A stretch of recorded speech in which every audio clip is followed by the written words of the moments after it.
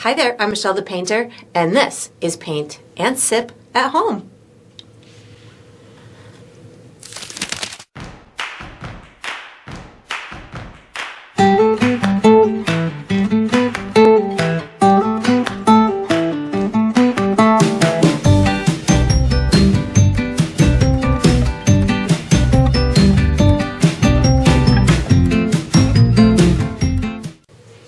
Alright, so today I'm going to be painting Ariel Acrobat, and I'm sipping on some peach lemon tea. And if you enjoy this process, I do hope that you like and subscribe to my channel, and that you also check out my Patreon page, where you're going to find additional painting perks that include exclusive videos that you're not going to see here on YouTube. So let's get painting, let's get sipping.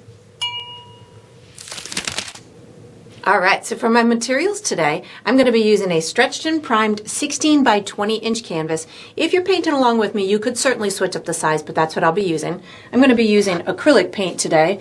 My colors are titanium white, Mars black, burnt umber, which I like to call brown, fire red, and deep yellow. And of course, you can switch up those colors if you'd like, but that's what I'll be using.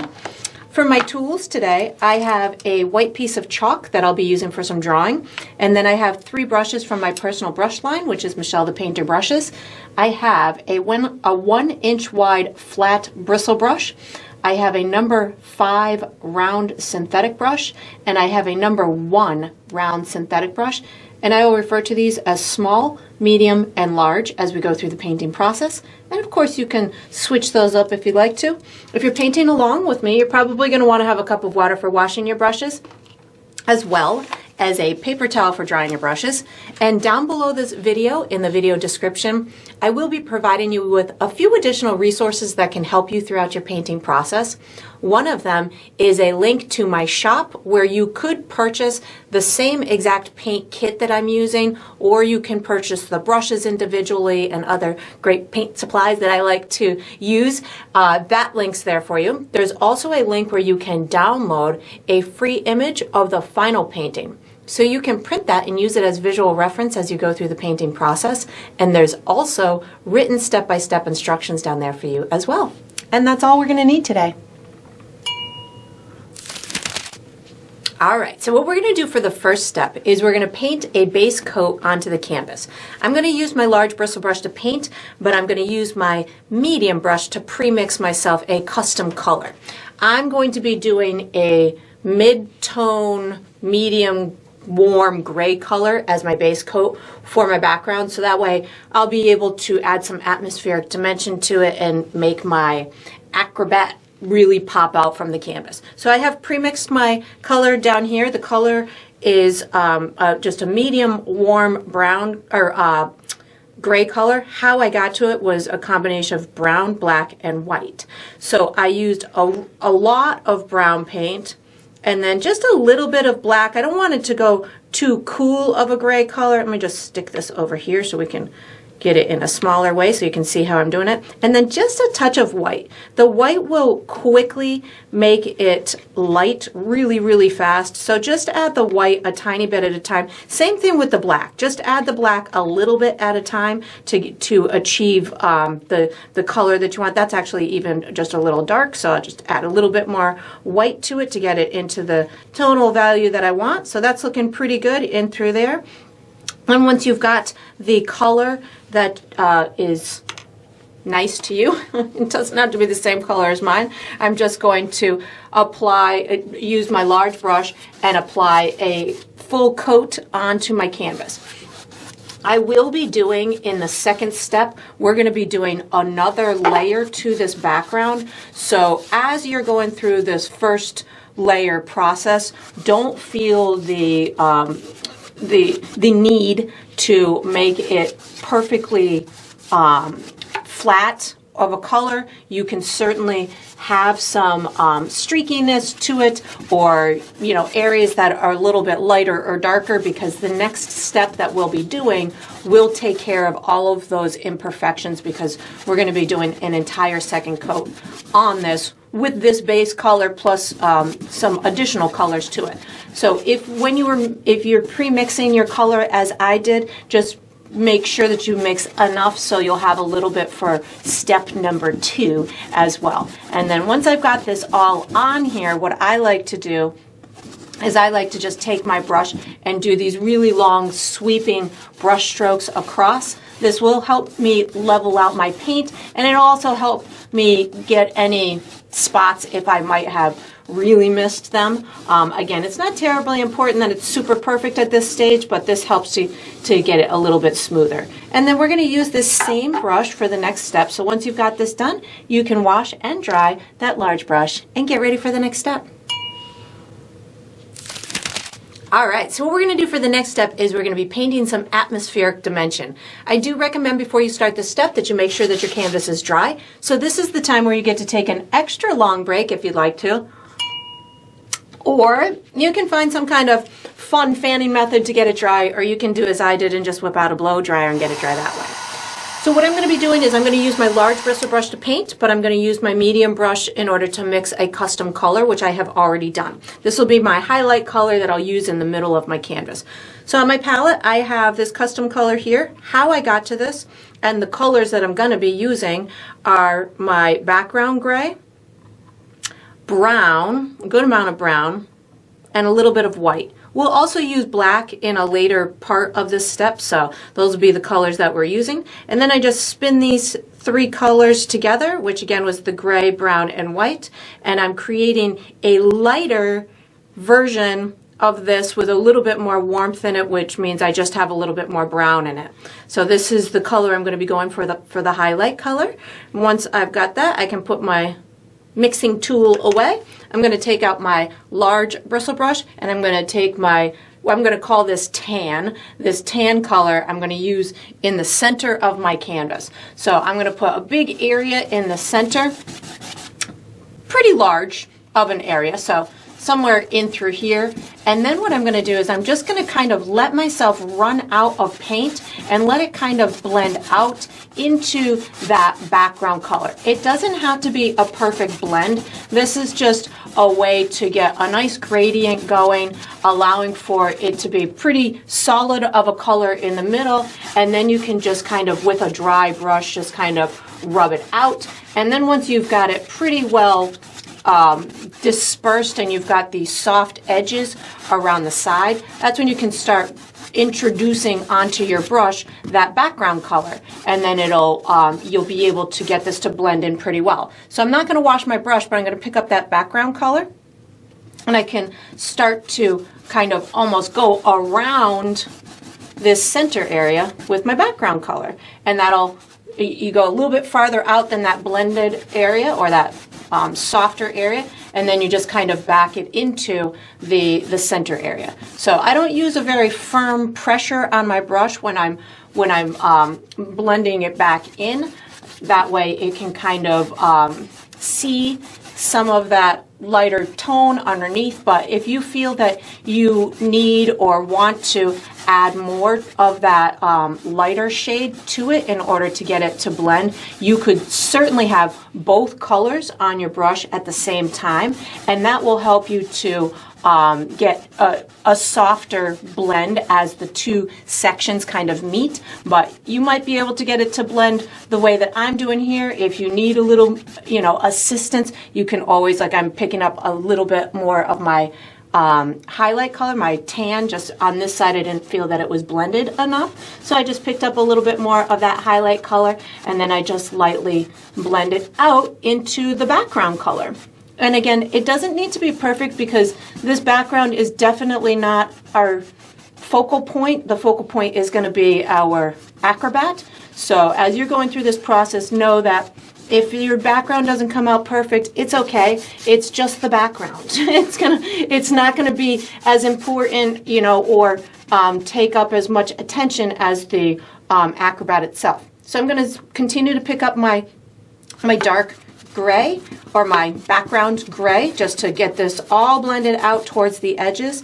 And then what I'll do, whoops, I must have picked up a little bit of lighter tone, that's okay.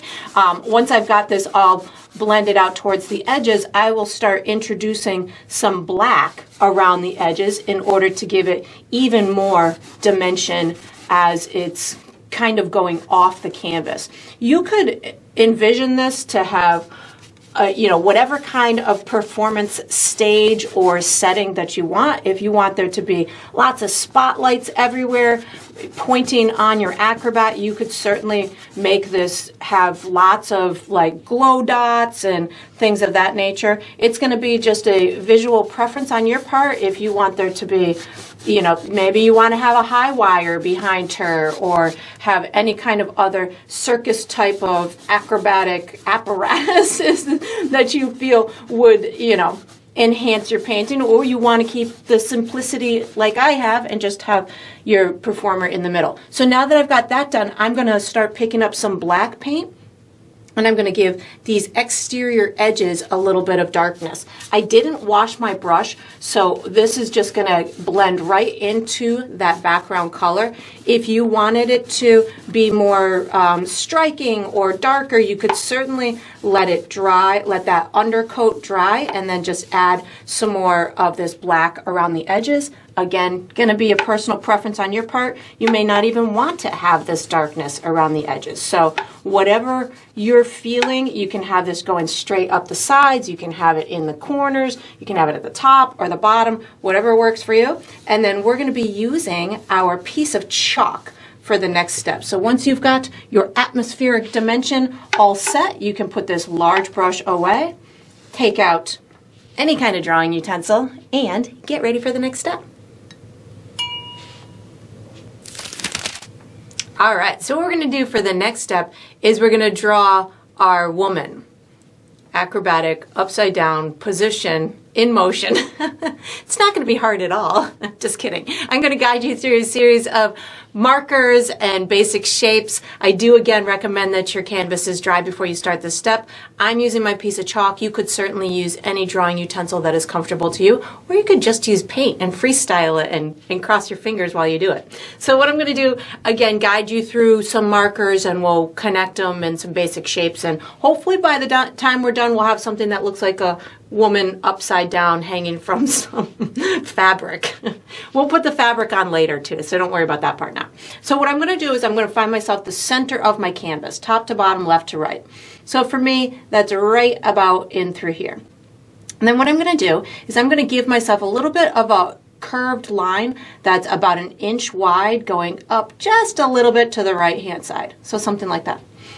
What I'm going to do from here is I'm going to go up about 2 inches from that. Could be directly up. Mine might be a little bit to the right of here, but I'm about 2 inches up.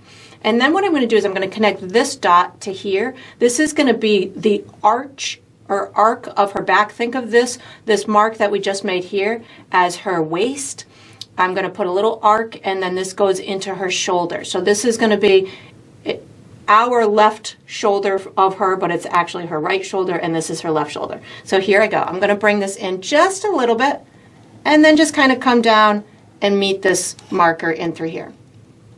Then what I'm going to do is I'm going to, from here, I'm going to give myself a little bit of a diagonal curved line right to about there. It doesn't have to be super curved, or super diagonal, but it's probably up about 1/2 inch and over, maybe not as far over as here, maybe in a little bit. I'm going to connect here to here with a slightly curved line. So I'm going to take from here and I'm going to curve this, like this, and back into here. So I just made her torso is what we just did. Next thing I'm going to do is I'm going to put her head on. So she's really in a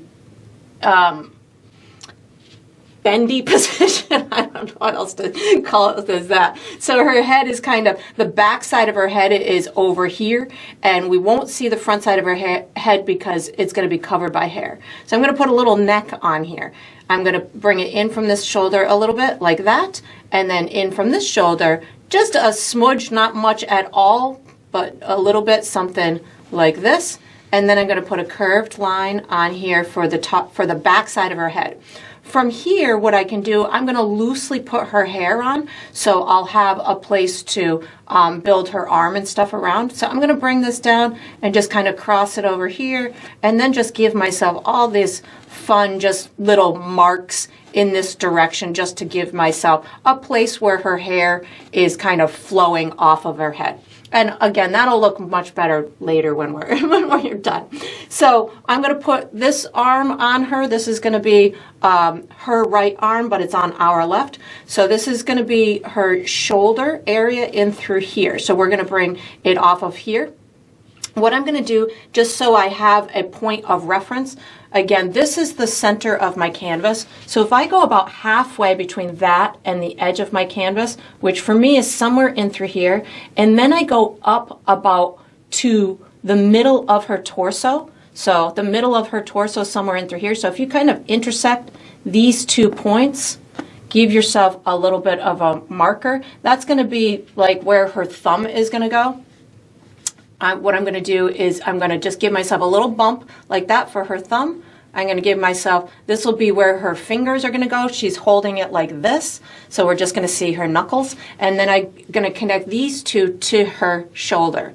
This is going to be the underside of her arm. So I'm going to bring it like this. This is her elbow, forearm, and then her hand. And then in through here, we've got her her top part of her arm, her elbows right in through here, a little forearm in through there, and then her hand. Don't worry if your outline isn't perfect at this point. You'll be able to rectify it with when we paint. This is just to give us a good idea of where everything is placed. So now I want to do her other arm, but I need to make sure it's a similar length to what I've got in through here. So and also, you can also kind of double check your measurement on here. Her elbow to like where her shoulder, the top part of her shoulder is, should be almost about the length of to her waist. So that'll just give you a good measurement to make sure that you're kind of on par and that you don't have her arm too long for what we've done for her torso. So then her other arm has to be about the same length as this. So if I can take my brush and just kind of measure how long I have that arm, I can imagine the shoulder in through here and give myself an idea of how long the other arm would be. So it's going to be kind of coming out the other side of her head in through here. And remember, she's an acrobat, so it might be a little kind of, bended in a way that we wouldn't normally bend our arms. So I'm going to have it kind of coming out of her other side of her body, behind her head, and it's going to end up somewhere in this vicinity down in through here. So I'm going to give and she's holding the ribbon like this. So we're going to see her knuckles in through here. So I'm going to have just a little area where her knuckles are. I'm going to have that portion of her thumb right in through here.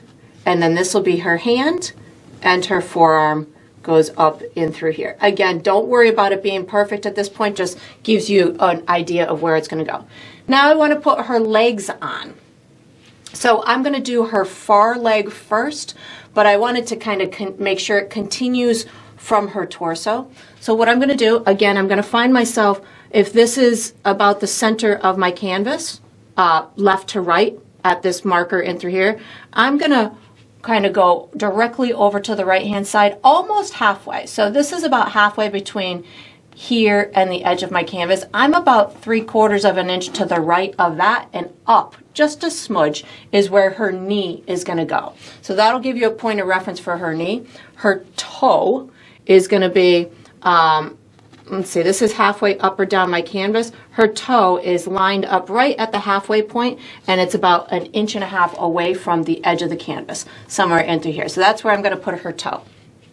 What I'm going to do is I'm going to connect her knee to her waist with kind of an arcing line. Not super arcing, just a little bit. So I'm going to take it from here, I'm going to take it over in through here, and then just bring it a little arcing in through there. And again, this is her far leg. I just want them to connect so we don't get confused during the drawing process. Then what I'm going to do from this knee, I'm going to come diagonally from that, give myself another little marker. This is the inside of her knee, or the bottom side of it. I'm now going to connect here to here with less of an arc than that, so something like this will give me that. And then I need to connect the inside and outside of the knee to the toe. So I'm going to do the top side first. I'm going to take it from my toe and give myself a little top of the foot like this, and then I bring it in just a little bit for the shin and back up for the knee. And then for the bottom side, if this is where that little bump on the top of the foot is, think of the inside of the ankle, somewhere in through there. I can put the heel and then just kind of connect this to the toe. And then the heel is going to have a calf muscle and then go up into there. Now I'm going to put the other leg on. So this is going to be the leg on our side. So what I'm going to do is I'm going to come up from here about an inch, somewhere in through here, and then I'm going to go to the right of that about an inch, inch and a half, somewhere in through there. This now becomes the butt. And we'll erase that line in a minute. We'll erase all unnecessary lines in a minute. So I want to find the knee. So for me, the knee, let's see, if this is about halfway in my canvas, I just want to see where I've got my knee going on and through here. It's just about, again, halfway left to right. And if this is halfway up or down, I'm almost halfway between that and the top of my canvas. So for me, my knee is going to be right about in through here. So it's maybe almost directly above here. It might be a little bit to the right of that. And again, maybe about 2 inches above here. I'm going to put my toe on now. So my toe is going to be a little bit to the left of this knee. So maybe about 1/2 inch or an inch. And in height, it's a little bit lower than the knee. So somewhere in through there is going to be the toe. I'm going to now connect here to here. This is the thigh. So I'm going to come in just a little bit and then curve it back out just a little bit to get to that knee. I'm going to go to the right of my outside of the knee, diagonally, to get that little crease for the inside or for the underside of the knee. I can connect here to here with a little bit of a curved line. I'm going to connect the top one to the point of the toe. This one doesn't have to well, I guess it's a similar shape to this, but I'm going to have a little bit more of a bump for the top part of the leg. So I'll take it from my toe and kind of bring it just back like that, and then maybe just a little bump for that knee. And then the bottom part of the leg, think of the ankle as right about in through there. So I can take this and give myself the front part of the foot, the little heel, and then curve this down for the calf. Now I'm going to take my medium brush with a little bit of water on it and get rid of any unnecessary guidelines.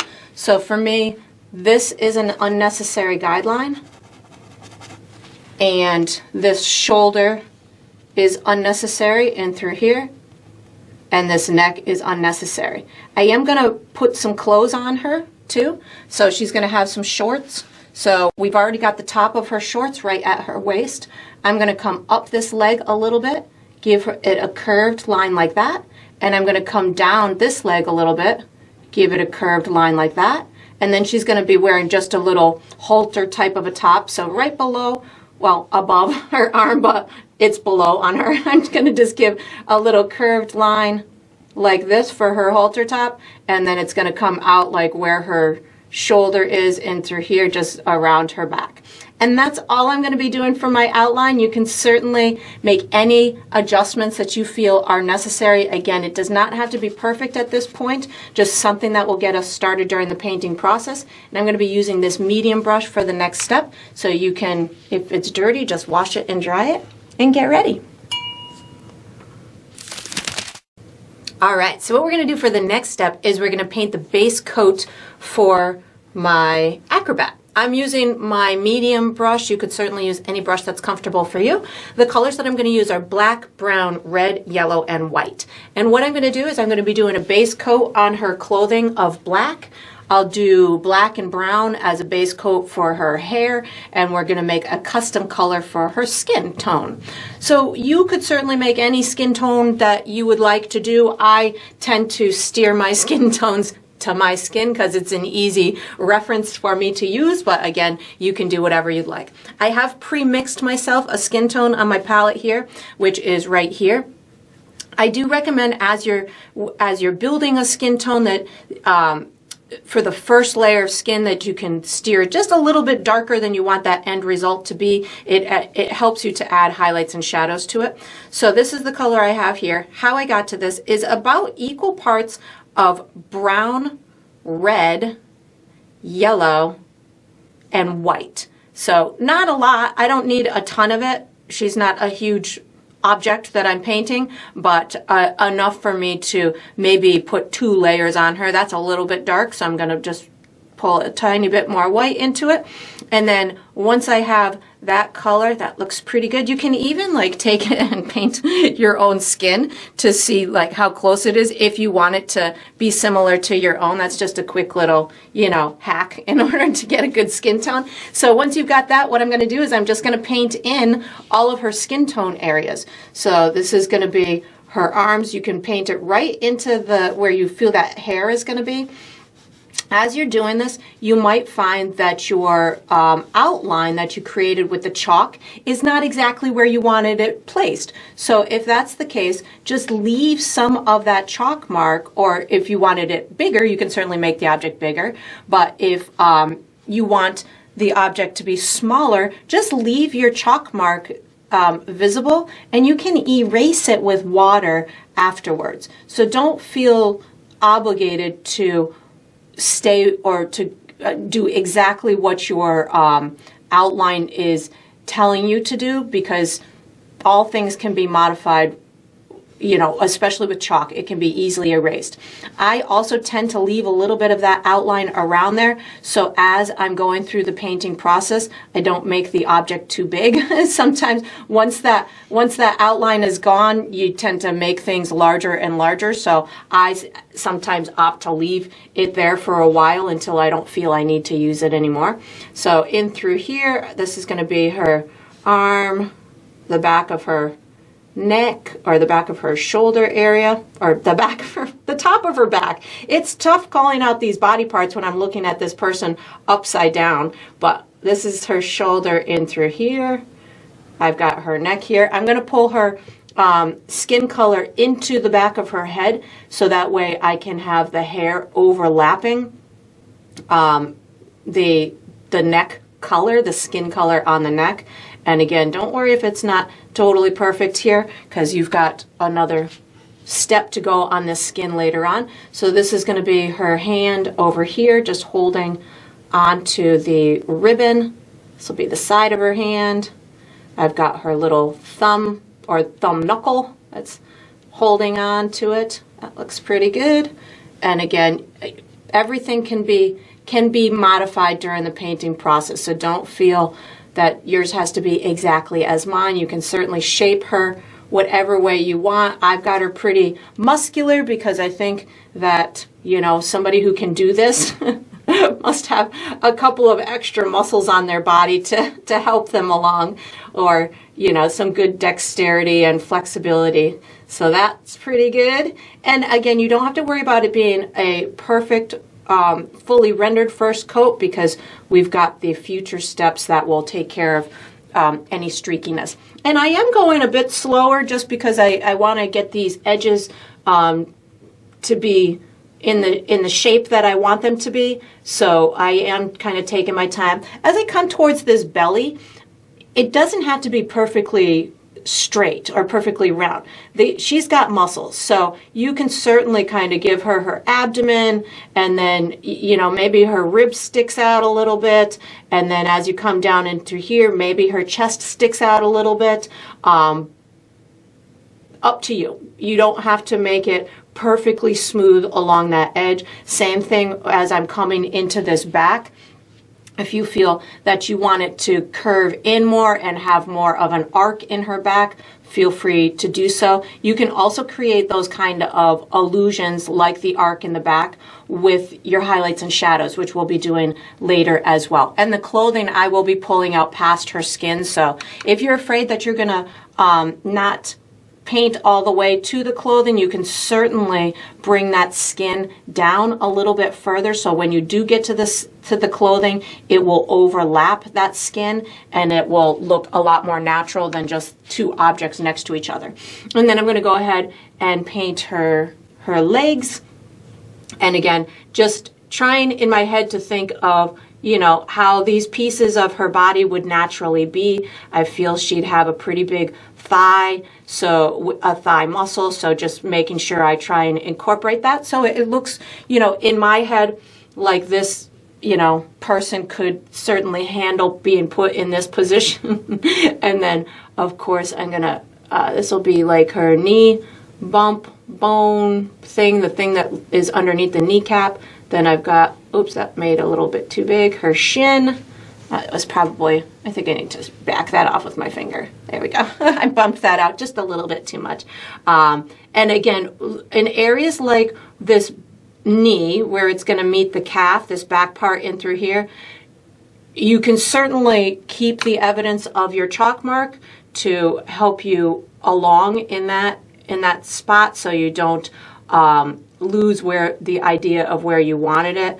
I'm just kind of slowing down, making sure that I don't make her body parts too large, just bringing it to my chalk. And you can see I'm leaving a little bit of that chalk evidence because I just know me. I know if I get rid of it all, I'm gonna end up making her look a little bit out of proportion, because I am prone to just making things bigger if that guideline is not there. So that looks pretty good. I'm going to go ahead and do her other leg.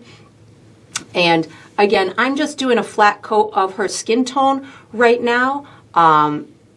When I go to do my other details on her, I will certainly be adding more information to this, but this really just kind of gets us started, gives us a good place, a good jumping off kind of place. And once you get the base coat on here, it gives you time to also reassess if, you know, you feel that the body parts are the right proportion or in the right shape. They again, we can certainly make visual illusion type of tweaks to her body parts with highlights and shadows. We can make one area look skinny or more full with those highlights and shadows. Like I'm working on the calf area right now. It looks really flat to me because I don't have, you know, the shadow from the underneath the calf muscle, but I feel the silhouette of it works. So that's what you're looking for right now, is just the silhouette of the body. Think of it, if you were to turn off the lights or just turn her black, would it resemble the shape of a body? What is the arm too long? Is the foot too long? Is, you know, the head too big? Those are the things that you'd be looking for at this stage. So I think that I've got a pretty good coat on the skin. Now what I'm going to do is I'm going to wash and dry my brush, and I'm going to paint the base coat for her hair. I'm going to use brown and black on my brush at the same time, so I have kind of a two-tone type of effect going on in through here. And I'm using my brush in a directional brush stroke. So this is going to start the process of how her hair is kind of falling. I know I've got the side of her head in through here and the back of her head in through here. So I want that hair to naturally look like it's kind of going around the shape of her head before I start pulling it out. Because if you miss the shape of her head or the form of her head, you might end up making it look like she has a flat side to the head. So just go around what would be her skull first, and then once you've got that in there, then you can start kind of pulling out these additional pieces as if they're just kind of flying as she's in motion. So just, and again, we've got another step going on the hair. You can also just kind of pull out little tiny pieces But don't worry about too much overlapping that arm yet, because again, we've got another step that's going to finish the skin. And then once I've got the hair started, I feel like this is looking pretty good. And I'm trying not to make just a solid mass of hair. I really want this to look like it's in motion. So I'm being conscious about just kind of pulling out these, individual strands to give it that flow. And that's looking pretty good to me. So I'm gonna move on to my clothing. So on my clothing, I'm just gonna do black. So I'm just picking up some black paint. I'm gonna do her pants or her shorts. As I do these, I'm bringing it and crossing it over the skin tone, so I ensure that I have it overlapping, and you can bring the edge of it out just past her skin, so that way it gives it more of a three-dimensional type of appearance to it. You could, if you wanted it to look more like spandex type of clothing, you could certainly just leave it really flush with that line, but I like to just add these tiny little bits of details to give it that extra bit of three-dimensional type of look to it. And then this line that I made for the rear end, I just left a little bit of that visible, so that way as I'm going through the process, I know where I wanted that to go. So, and same thing in through here, just gonna follow my chalk, kind of overlap it into the skin a little bit. Same thing on her back. And again, some of this is going to be hidden by the ribbon. You can even, like on this back side of the rear end and through here, this the far leg, you can bring that out just a little bit too if you wanted her other side of her rear end to have a little bit of shape. You can do that as well. I'm going to put a tiny bit of water on my brush right now just so I can have a little bit smoother edges to this black, so it will sink into the crevices of the canvas a little bit better. That's good. And then over on this side, just going to follow my chalk, overlap it onto that skin a little bit, kind of bring it out just a tiny bit past that skin on the edges, and then just give myself a base coat of black in through here. And I'll do the same thing for the little halter top in through here. So just giving just a little line of black. This is going to kind of scoot underneath her shoulder area right in through there, but this top part I want to kind of curve around her back. I've got a pile of wet paint, of black paint up there, just tapping into on my brush. So something like this. And again, if it's not perfect at this point, don't worry about it, because you've got that next step that will help to rectify it. And then once you've got this done, you can, let's see, what are we going to do for the next step? We're going to use this same brush for the next step. So once you've got this done, you can fiddle with it all you want, wash and dry this brush, and get ready for the next step. All right, so what we're going to do for the next step is we're going to finish the skin. I know I said I was going to use the medium brush, but I changed my mind. I want to use my small brush. So this is my #1 round brush. The colors that I'm going to use are my skin tone, brown, black, and white. And if there's any other colors that I feel I want to dip into, I certainly will, and I'll let you know. So what I'm going to do is I'm going to approach this from dark to light. So I'm going to be putting in place all of my shadows that are created by my light sources, by the contour of her body, by the muscles, and all that good stuff. She is a performing artist right now, and in my head I'm envisioning there's lots of different light sources, so she could have spotlights coming and pointing at her from various directions. So I don't want to get too confused with that thought of there's light sources everywhere.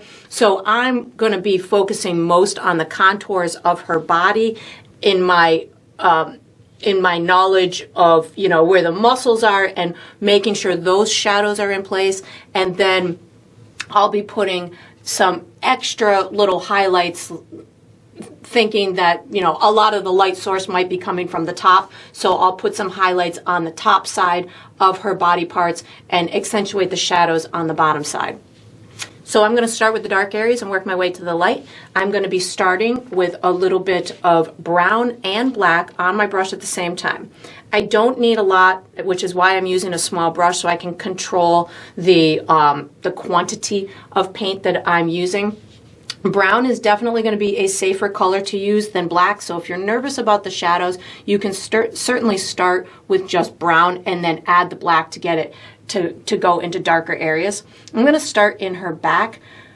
I'm going to be putting a shadowy area where I feel her back would kind of be dipping in. Again, remember she is a performing artist with lots of muscles and stuff on her, so I'm using that thought process to create these. I felt like I had too much black on my brush, so I just rinsed it and put some additional brown on my brush, and I feel her back is pretty curved. So I'm going to take this and just kind of rub it down, almost what I believe to be kind of the center of her back, which is somewhere in through here.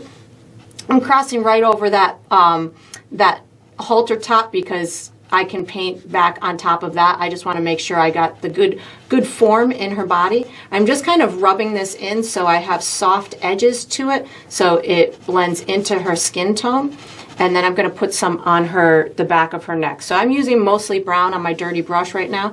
I'm going to put some on the back of her neck in through here, and then just kind of get maybe a little bit on the front side of her neck as well. And again, right now I'm just kind of envisioning where these dark areas are going to kind of be dipped in her body. I'm figuring that's going to be, she's got a little bit on her bend to her back in through there. That's looking pretty good. I'm going to pick up some of my skin tone now to get this to blend in, to get what I just did to blend into the area next to it.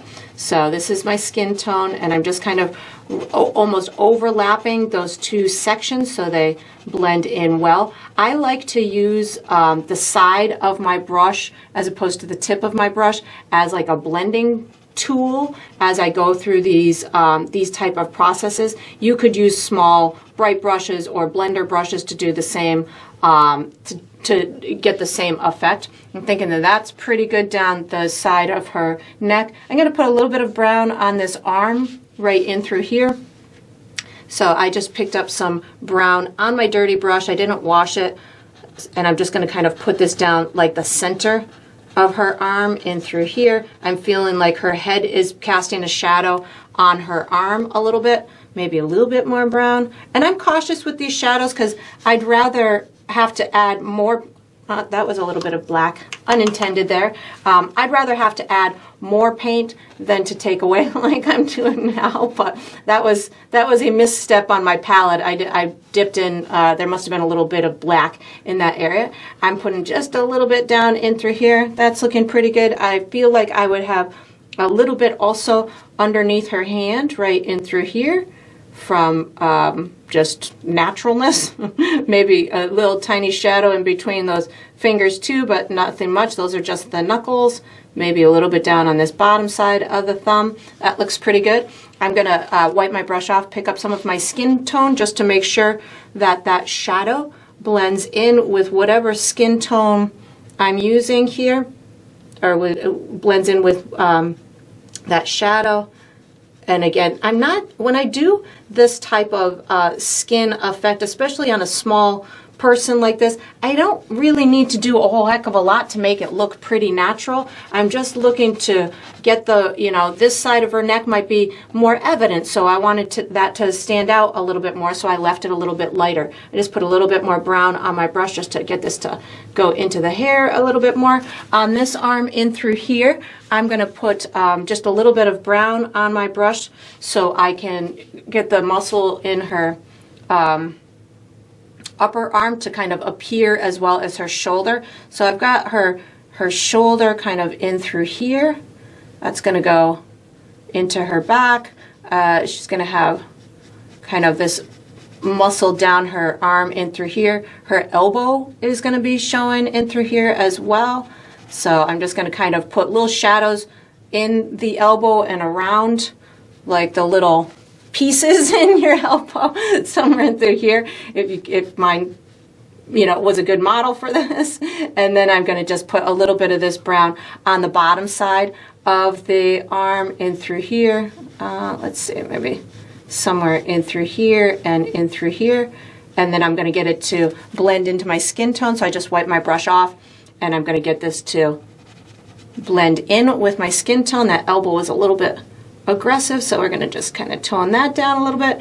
And again, you could certainly use different brushes that are more comfortable to you. I am really comfortable using these round brushes for this type of blending effect and getting my colors to kind of overlap with one another and manipulate this brush to use as multiple different tools. So if, again, you need a different brush to accomplish the same thing, that's certainly fine. I'm going to just put a little bit in her wrist and through here. And once I add the highlights too, this will look a lot more realistic, but this is just kind of getting me started. You can also, as you're going through this, if you know you're not going to be hitting the area again, you can certainly get rid of any chalk mark. I just keep putting a little bit of water on my brush to get rid of these exterior chalk marks that I don't feel are necessary. This I'm going to be having a lighter area for her hand, but I do want maybe this bottom side right in through here, and just keep picking up brown to work in these shadows. Just a little bit of brown on this bottom side, something like that will work. And again, her thumb is going to be, actually, I think her thumb, what do I want? I might change that thumb in a little while, but it's okay for now. I'm going to do the same thing with the shadows on her legs. I am going to pick up a tiny bit of black and brown because I want the shadows under her knees maybe to be a little bit darker. And again, water on my brush almost at all times just to kind of control the fluidity of this. I'm going to put a nice shadow underneath this knee in through here and this back leg. And as I do these shadows and stuff, you can see I just kind of curved that a little bit. So that's going to give the implication again of the form of her leg. And then I can kind of blend it up. I've got a calf muscle in through here that I want to accentuate, so I just put a little bit of darkness in through there to accentuate that calf muscle. I want to get it pretty darn dark underneath her foot in through here. This is the inside. Think of what leg this is. This is the far leg, so this is going to be the inside arc or arch of the foot like this. So you could certainly get it to go pretty darn dark if you wanted to. And again, depending on where the lights are shining on it, it could be really dark, or it could be, part of it has a highlight on it. And then I'm going to get this to blend in with her leg. So just kind of rubbing this up in through there, in through here as well. I've got that chalk mark too that I want to get rid of. So I just put a little bit of water on my brush, get rid of that. That looks pretty good. I'll add some highlights and stuff in a minute, but that's looking pretty good over there. I'm going to, again, pick up some brown and black to get the underside of this leg in through here. And I'm bringing this crease for the knee up closer to the knee, so it will definitely show this full thigh in through here. And this is the outside of this leg, so you could certainly show some of the calf muscle too, but you might, the inside I think has more of a distinct curve in through there, so this might be more of a linear type of muscle striation. Don't know if that's the right word or not. My husband will correct me on that one if it was wrong. And then I've got this foot over here. I'm going to pick up a little bit of brown and black just to give myself a dark side to the bottom of her foot in through here. I think I want to go a little bit. I'm being very cautious with these shadows because I don't want to overdo it. You got the ankle bone too, so I'm going to bring a little bit of a shadow underneath that ankle bone. That looks pretty good. Maybe a little bit in through here on the bottom of this heel, maybe a little bit darker in through there. I think I've got a little ankle bone on this one too that I need to attend to. There we go. So that's looking pretty good to me. I'm going to pick up more of my skin tone right now just to make sure. I want to blend this thigh in just a little bit more. So that was just my regular skin tone. And I'm going to put some highlights on in a minute and put in more of my skin tone up in through the top of this foot. And of course, a little bit of water, get rid of my, oops, that was too much paint on my brush. I wanted water to get rid of my chalk mark, but I had paint on there too, so that didn't work out the way I had planned. So that looks pretty good. So now I'm going to start adding some highlights, and if I need to, I want a shadow on this thigh too. I'm going with just brown on the shadow for this thigh here, because I want there to be muscle on this thigh. So we're going with a pretty good shadow right in through here, and just kind of get it to disappear in those shorts. And I'm just kind of rubbing it out. So it's almost like a triangular type of a shape for this thigh muscle, and then picking up my skin tone just again to get it to blend in a little bit. And again, you could certainly make multiple tones of her skin if you wanted to pre-mix different tones of her skin just to make sure that you've got everything blended well. But this is looking pretty good. So now what I'm going to do is I am going to, gosh, I don't like this thumb. I feel like the thumb needs to be like, let's see, I can't put myself upside down like her. So I'm thinking that I need to pull this thumb out. I have a vision of how she's going to be holding her. Oh yeah, that looks better. She's going to be holding the ribbon in this hand, and I feel like I need to see this part of the thumb like that. Yeah, that's going to look better. You know, sometimes you just got to readjust. Yeah, I feel like the thumb is going to be like this. There we go.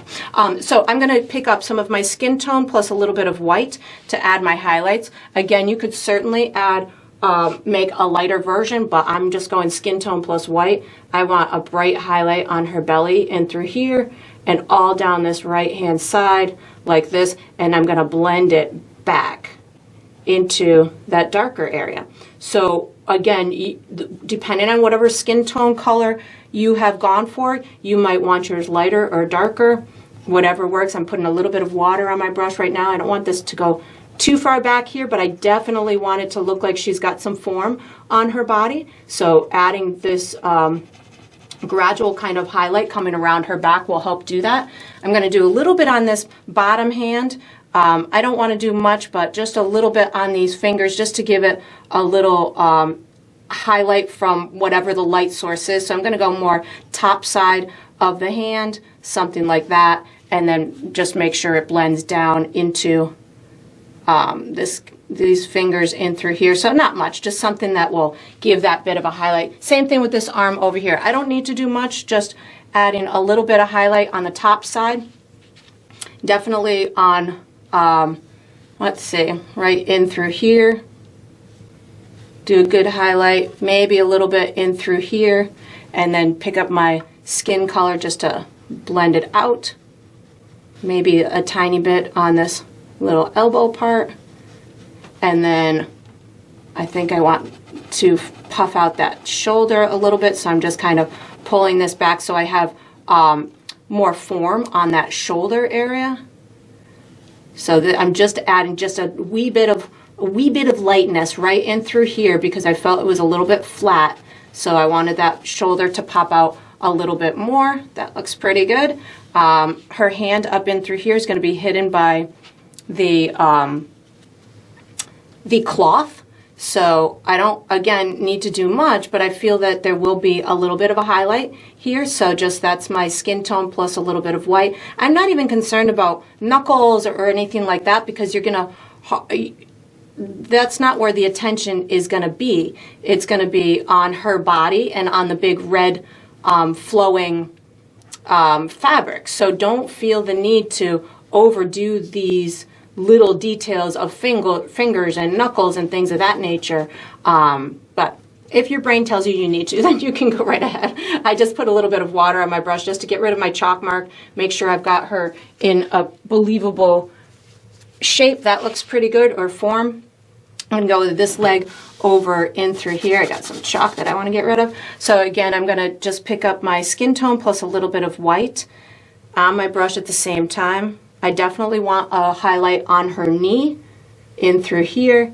And again, the highlights, just do them slowly. You don't have to go in all the way totally white right off the bat. Just, you know, a little bit at a time to get you that those highlighted areas that are going to be believable to you and to the viewer. I'm picking up a little bit more of my skin tone just to pull this highlight down just a little bit in through here. Maybe a touch on the top of her leg, but that's more so just for the form of her leg.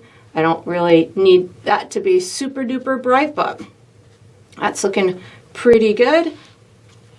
Make sure that I've got this down here. I just put a little bit of water on my brush.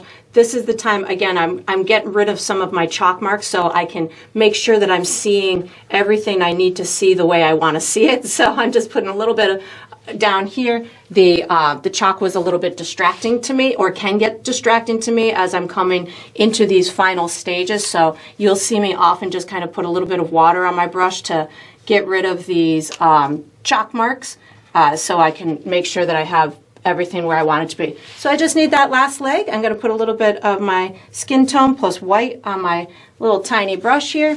I'm going to go in for her knee first. So I've got skin tone plus white on my brush. You could, of course, make yours lighter or darker if you wanted it to look like there's a brighter spotlight on any particular area of her. You could certainly make these go almost white. But I would just, you know, as you're doing it, always think, well, it should probably, you know, somehow gradiate out into the skin that's next to it. So wherever I put that highlight, I just pick up my skin tone and kind of blend it out into that skin tone area. And then I would let mine dry. I'm thinking that she's looking pretty good for me close up like this, but I'm going to step away. I'm going to let it dry. I'm erasing my chalk marks right now.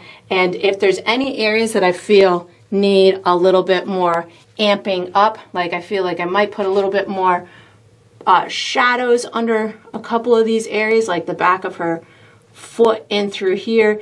And then once I've got these done, I'm going to use this same small brush for the next step. So you can just wash it and dry it and get ready. All right, so what we're going to do for the next step is we're going to finish the clothing and her hair. I'm using my small round brush. You could probably get away with the medium brush on this one too, but wherever your comfort zone is. What I'm going to be doing, I'm going to be using this brush. I'm going to use black, white, brown, and probably some yellow as well. And what I'm going to be doing is I'm going to be adding strategic shadows and highlights to create the form on her midsection in through here and on her shirt, and then I'll be adding more depth to her hair. I feel like it needs to be definitely darker up in through here because her neck looks too long, and then just add some more volume to it and some more flyaway pieces. So I'm going to start with the clothing. I'm going to put black and white on my brush at the same time. So again, I'm using a small brush, so I don't need a lot of paint, just whatever kind of fits on the tip of it. And what I'm going to first do is I'm going to separate this leg from her belly area. So I'm going to go on the inside, like in through here, and create an area. Well, that went up a little bit too high, for her stomach. So what this is doing is it's separating this from her stomach area. I'm going to put a little bit more white paint on my brush so we can see this on top of this background. So I just accidentally made them almost the same tonal value, which means you wouldn't be able to see what I'm doing on top of that background. So I washed my brush and I'm picking up more white paint so I can see the difference. There we go. Now I can see the difference between her stomach and the background. So that was an important thing I needed to correct. And then what I do is I'm just going to kind of rub this into the black paint on her side so it looks like it is just transitioning over on her waist. So something like this. So it doesn't need to be a lot, just, you know, something that's going to separate that, that belly from the leg area. Now what I'm going to do is I'm going to add some highlights on this section in through here and maybe the top of her pant over there. So I'm going to pick up a tiny bit of white on my dirty brush. I'm going to give just a little tiny highlight at the top of the far leg. I'm gonna just wipe my brush off, picked up a little bit of water, and I can just kind of blend this down. Again, my brush is dirty, so I have a little bit of black and white on it. I'm going to use that same thought process to just kind of add some highlight to her rear end here. So now I'm picking up a little bit more black than white, and I'm going to add this highlight kind of on her rear end. So this way, again, it's going to, I keep picking up a little bit of white so you can see it. This way, it's going to, again, show the form of her and bring this leg out towards the viewer a little bit more. When I get done adding this highlight in through here, if there is any little adjusting that I want to do, or any little areas that I feel need to be finished, like I have this little area down in through here that I feel needs a little bit more finessing, so I just picked up more black paint. So once I've got that highlight on there, I just go through and I say, okay, do I need to clean up any edges? Is it going around her body enough? Is all the lumps and bumps in her body that I want to convey, are they showing? So like I just bumped out this little bit, a little bit more for her rear end. And oops, I just dropped my brush, hold on a second. I'm gonna put a little bit more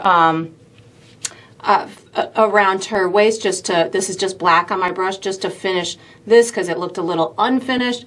Maybe if you need to finish the little pant leg in through here. So you just go around and make any little fiddling adjustments that you need. Do it, get it to blend as much as you want. So that looks pretty good to me for her legs. In through here, just kind of blending that out just a little bit more. And then I'm going to do the same thing for her shirt, or her halter top. I just picked up a tiny bit of white paint. I'm going to just put a little bit of white over on this left-hand side, and then just kind of pull it back to give me a little bit of highlight on the body. You could even, because I've got her body a little bit highlighted over on that right side, you could also put a touch over there if you needed it to pop out from your background at all. I just put a tiny bit of water on my brush just so I can get this to blend back a little bit. Now I'm picking up a touch of black just to make sure everything is transitioning the way that I want it to.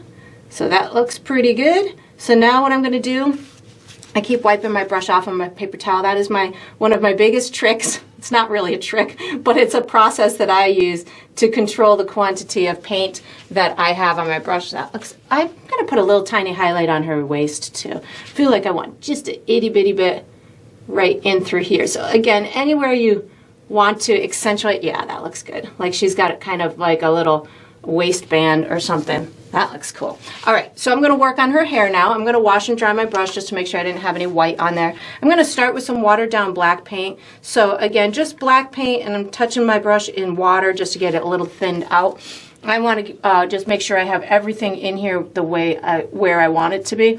Her neck looks really long right now because I have her skin kind of coming up into here. So I'm going to rectify that right now by bringing her hairline down into that neck a little bit more. So this is just watered down black paint on my brush right now. I can even start to bring out a couple of little like flyaway pieces. Again, in my my head, I have her kind of her body, her head is kind of going back like this, so her hair is flowing this way. So that's as I'm building this, that's where I'm envisioning all these little strands of hair to go and to be. So they've got to go around her head, and then the trajectory of them into space is going to be as it would naturally be coming off of her head. So I'm just, again, bringing some of these little pieces of hair down her hairline like that, making sure I've got as much of her skin covered as I want to be. And then you can use the black also to kind of show a sense of direction in the hair. But I think that that's pretty good. I'm going to just put a couple more black strands, and then I'll add some intense highlight little pieces that I feel the spotlights would be creating. So again, right now I'm just watered down black paint, giving myself some additional little singular pieces to, convey as much of this movement story that I want to be conveyed. So that's looking good. A couple more strands will make me happy. A couple more down into here. If you haven't watched me paint hair before, it's one of my favorite things to paint, so it's really tough for me to stop painting. And once I get into it, it's like, ooh, I just want one more strand of hair here and one more strand of hair here, but I will stop in a second. So that's looking pretty good, and just little flyaway pieces make me happy. So now that I've got that on there, now I just want to add a couple of highlight pieces. I'm going to use my brown, yellow, and white to create just a little golden highlight type of a color. You don't even have to premix this. You could put brown, yellow, and white on your brush at the same time. I just didn't want it to go too white, so that's why I'm premixing myself a little highlight color.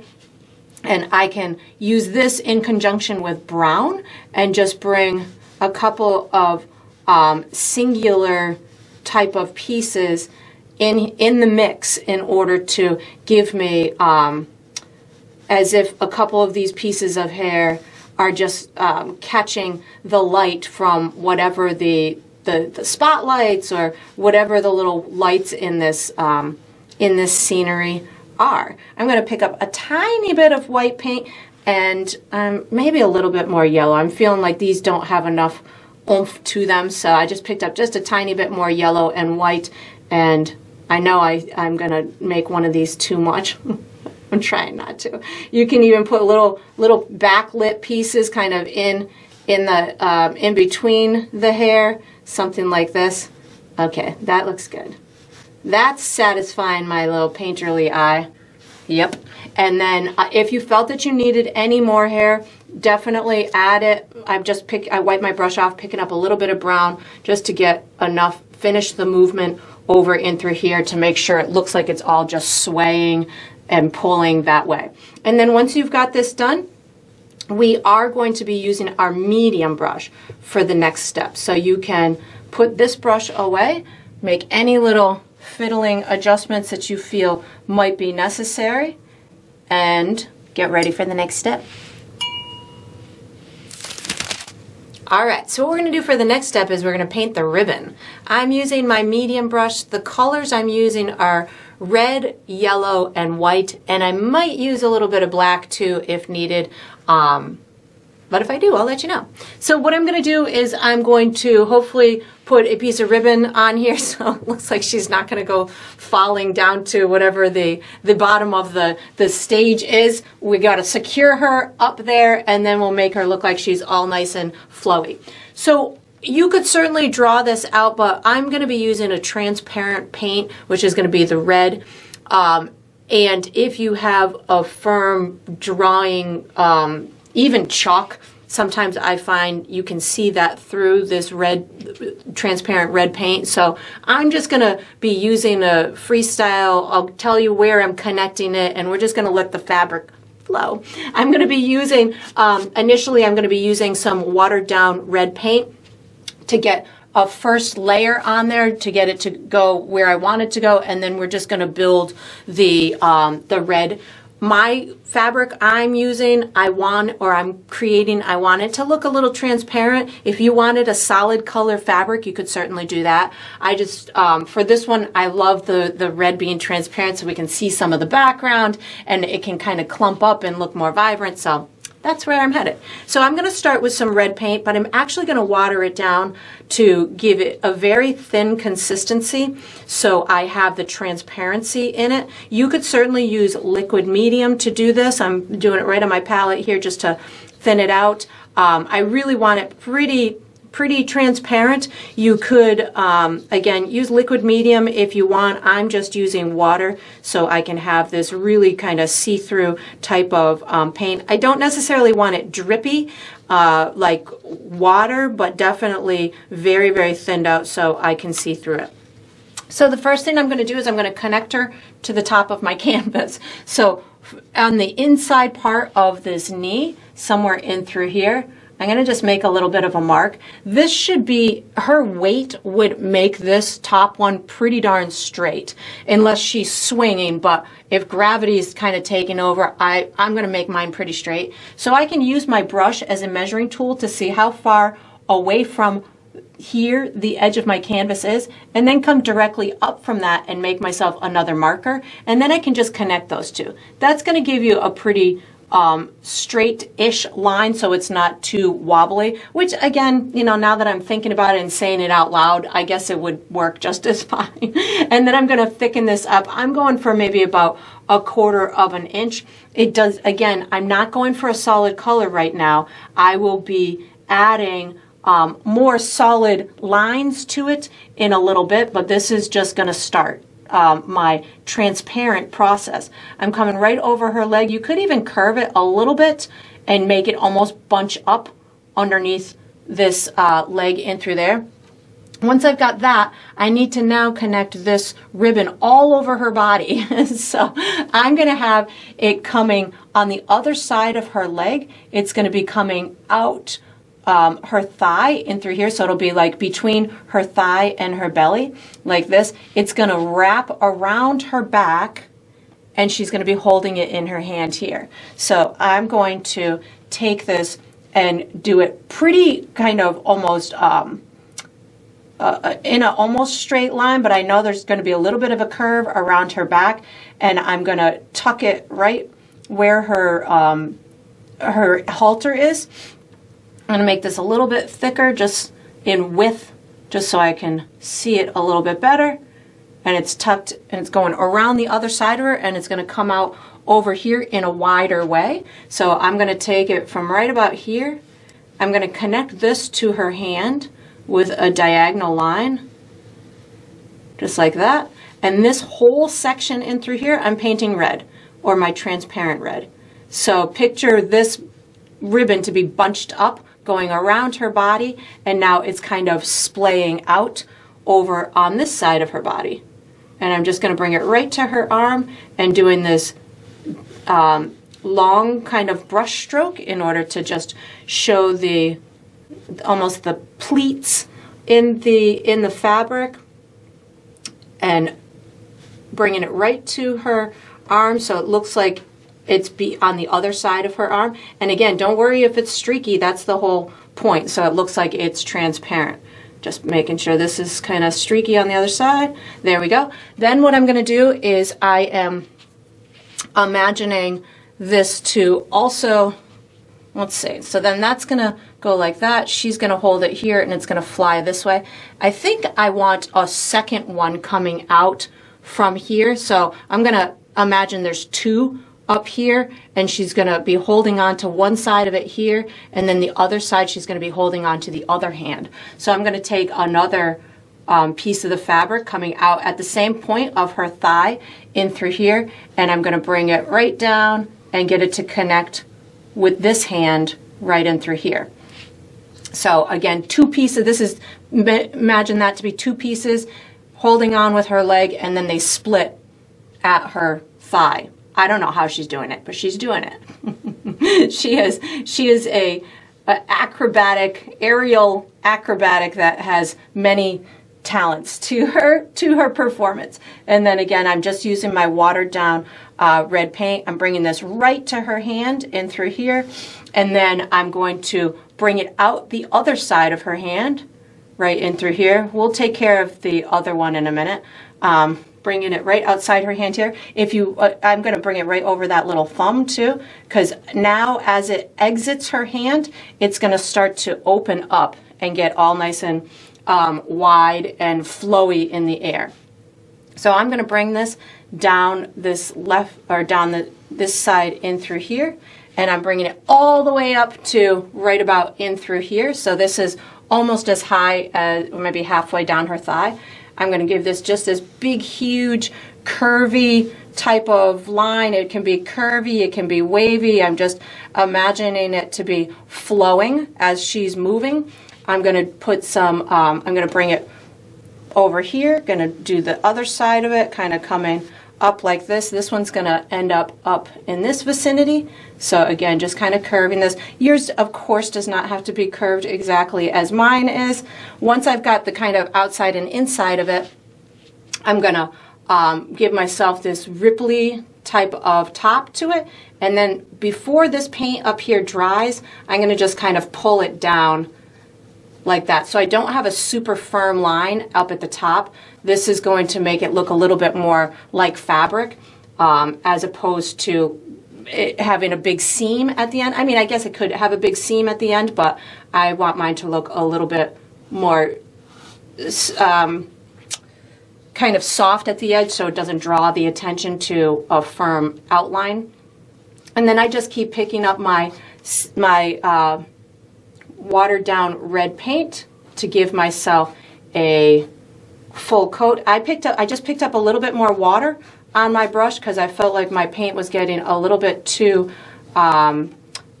thick. So I'm actually putting a little bit more water into my red paint so I can continue to keep that transparency. It was getting to a point where I almost wasn't being able to see through it as much as I wanted to. So if that happens to you, just add more fluid to your paint so you can maintain that transparency. When we do add the future layer of this piece of fabric, it'll look more realistic if this first coat is transparent like this. And again, I just keep picking up more.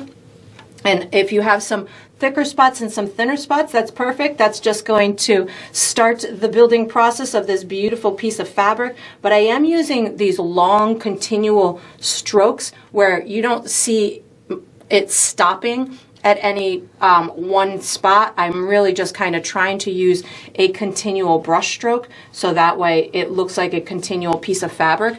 So that one's good. That came over here. Now I need to do something with this one. So I'm going to make this one kind of come up, cross over her body in through here, and then just flow down in through here. So I'm going to start, so it's coming on the back side of her hand. It's looping on the outside of her hand like this. So this is where that little thumb I said I wanted to have made sense. So she's got it going like that. And then I'm going to, let's see, where am I headed here? I want to head all the way down here. So this is where I'm going to take the bottom side of this. I'm going to bring it all the way up here, cross it over her body like this, and then I'm going to bring it way down like this, and then we're going to bring it back and loop it back over to here. So something like that. I'm going to have my bottom edge of it landing way over here. So this is almost bottom right hand corner of my canvas. So this is going to be the other side of it. So I'm taking it somewhere in through here, bringing it over her body. And of course your fabric doesn't have to be the same width going through this whole process because it's in the wind. So it can certainly be wider in some areas and more narrow in others.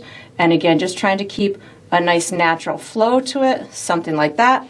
Again, using my watered down paint to bring this edge down in through here. And then while it's wet, just kind of pulling it up like that. So I have that soft edge at the bottom or at the end of it. And then I can just continue to take that watered down red paint to fill in this this long one that we just made, go right over her. And of course, if you have some trouble spots on her body, you could use this fabric to hide it. So you don't have to put your fabric in exactly the same spot that I do. If you feel that, you know, you had a trouble spot on the leg, make this go up higher. If you wanted another one to be, or more to be wrapped around her waist, you could take this and wrap it around her waist more. So just know that there's places, or you could wrap it around her arm more. Just know that there are places that you could utilize this this fabric to disguise places that you might not have executed in the way that you thought that you wanted to, or, you know, as perfect as you wanted to. And then once I've got this layer on, again, as I'm building this piece of fabric, I just keep adding water to my to my red so it maintains that transparency. And then once I've got this layer on, I'm going to start using more solid red in order to add some highlights to this fabric. And I'll also use my yellow and white as a final kind of touch to add extra highlights to the fabric. So that's looking pretty good. Now I just need to thicken it up so it looks vibrant and a little bit more realistic. So I'm going to just pick up a little bit of red paint, and I'm going to start to just add these pops of brighter tones. So I don't need to cover the whole thing. I'm really just kind of streaking a little bit thicker red paint. Again, there's no water. I'm not using any water right now in this, and I'm just following the path of my fabric. So this is around her waist. This is coming around her back. I've got this, oops, I just ran my hand through some wet paint. I've got this right in through here. So again, this is the regular red with no water in it. So I'm just picking some spots and just kind of streaking it through. So that's what's going to give you that rippled type of appearance for the fabric. You can kind of bunch it up in her hand like that. I'm going to do it in the same order that I applied the first coat, so that way it will have dried, and this is nice and dry for me to paint on it right now. So again, just the regular red paint, just streaking it down. I don't need to put it on the whole thing. Bringing it into her hand, making sure, oops, it fits in her hand and not over it. And if you bump into her hand like I just did, you can certainly make little corrections if needed. As you come around this corner, you can really be pretty aggressive with that with the red paint, bringing a big area in through here. That's going to make it look like you've got this area as being, you know, condensed or concentrated. I can take this thick area and kind of get it to meld up with in through here. So it's going to look like this piece of fabric has some fantastic movement to it. And then just put it as much as you want, as in as many places as you want. I'm going to put a little bit more vibrancy up in this top.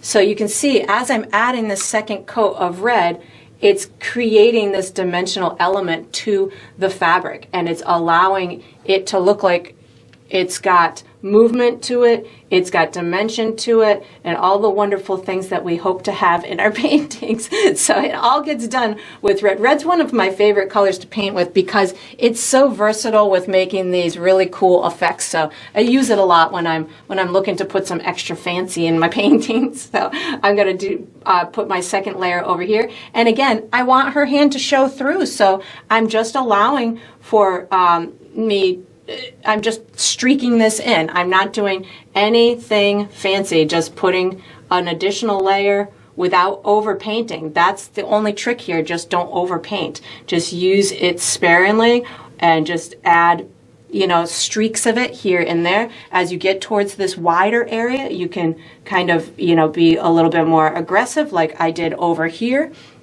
and just add more to your brush and allow for that area to feel like it's coming more towards the viewer. And in through here, maybe this is the one middle part that gets a little bit more of the red paint. It's again similar to what we did over here. And then just kind of let it fade out into a couple of these little ripples on the side. And then I'm going to hit it with one last little highlight in order to just give one last little pop of, oh, that's so pretty, little pop of brightness on some of these pieces. So I don't want to go just red and white because I might turn it to pink. So what I'm going to end up doing is I'm going to use a little bit of red, yellow, and white on my brush. So red, yellow, and white. The yellow will help counteract any pinkness. You can use just red and white and it'll look like you got a couple of little pink areas, which is totally fine, but I like using that yellow to kind of counteract it every now and again. I'm going to put just a little bit in through here, not much, just enough to, you know, catch the viewer's attention, maybe a little bit in through here. Again, hardly anything. I just want to create an illusion that this has some extra dimensional elements, maybe a touch up and through here. Again, red, yellow, and white, and I'm not doing much, just kind of streaking it in every now and again, maybe a little bit of extra over in through here. And my paint underneath is still a little wet, so that's providing additional kind of effects. If you want yours to be wet, great. If not, no worries. Red, yellow, and white. I just kind of keep reloading my brush, putting it wherever I want. That's a little bit too much for me, so I'm just going to pick up a little bit more red just to kind of tone that down just a little bit. So if you do go too bright, just, you know, pick up a little bit more red. But now that I see it, I'm like, oh, I like that a lot. Red, yellow, and white. Going back on my brush, going to add just a smudge over in through here. And then I would let it dry, because it's probably going to dry a little bit darker than you anticipate. So let it dry before you fully cast judgment on whether or not you're done with the fabric. And once it's dry, if you want to make any fiddling adjustments, feel free to do so. We're going to be using the same small brush, or medium, or no, we're going to use the small brush for the next step. So once you've got your fabric done, you can put this medium brush away, take out your small brush, and get ready for the next step. All right, so we are on to the final step. This is the final step of every painting, which is to sign it. So I'm going to be using my small brush. I'm going to be signing mine with black paint in the bottom left. I usually sign mine in the bottom left or right. You could certainly sign yours wherever you want. I like to sign mine with my initials, but you could use a special symbol. You can sign it with the date. You can sign it with your full name. It's up to you how you want to identify your paintings, because they're your paintings and you can design them however you would like. And that's going to conclude this painting. I hope you enjoyed the process. I hope you painted yourself a very energetic person, and I look forward to painting and sipping with you again sometime.